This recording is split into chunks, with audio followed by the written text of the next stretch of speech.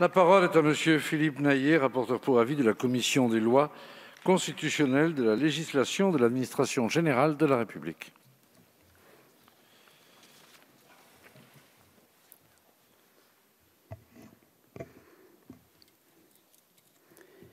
Merci Monsieur le Président, Monsieur le Ministre, Monsieur le rapporteur spécial, Monsieur le rapporteur, mes chers collègues.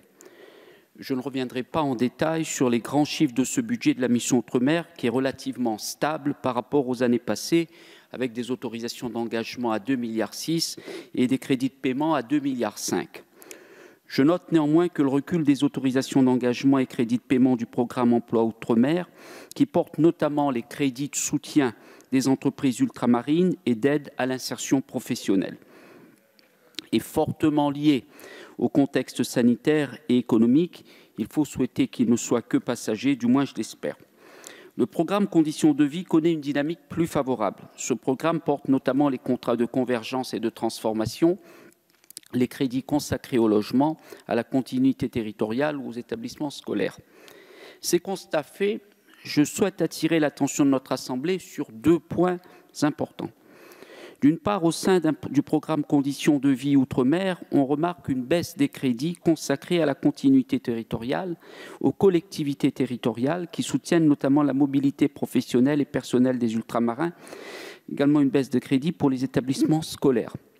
Je porterai donc des amendements en faveur de leur maintien au même niveau que l'année précédente.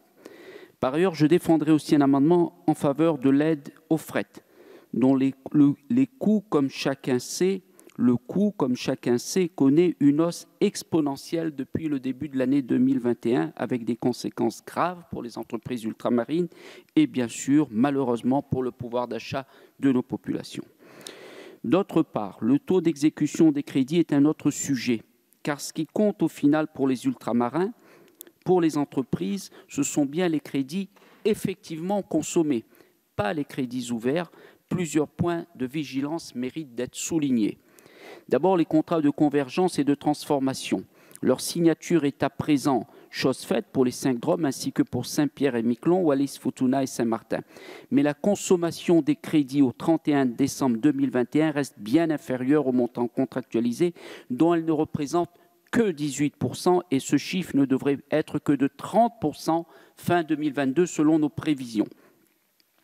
Devant la Commission des lois, la semaine dernière, vous avez, Monsieur le ministre, fait part de votre optimisme quant aux perspectives d'exécution à venir grâce à l'effet de levier des crédits de la relance et de la fin de crise sanitaire. Notre Assemblée devra suivre attentivement ce point.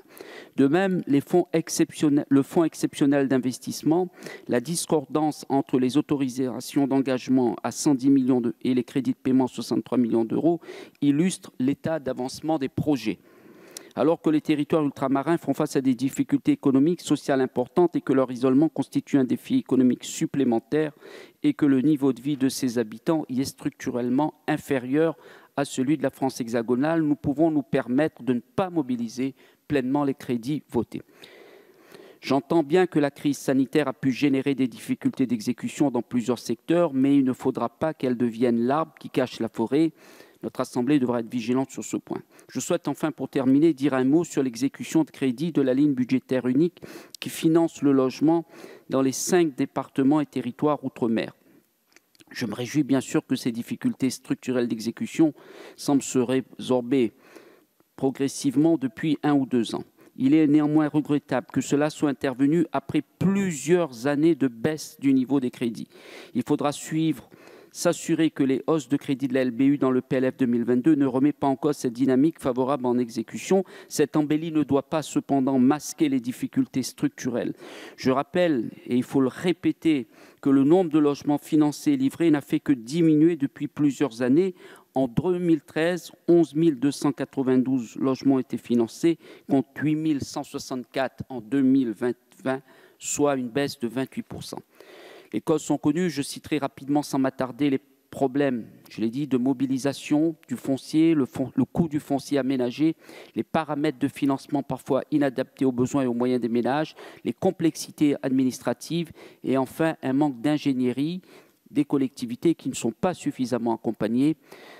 Voilà les points sur lesquels je voulais attirer votre attention. Voilà, Monsieur le Ministre, chers collègues, les principales remarques que je voulais formuler. Merci.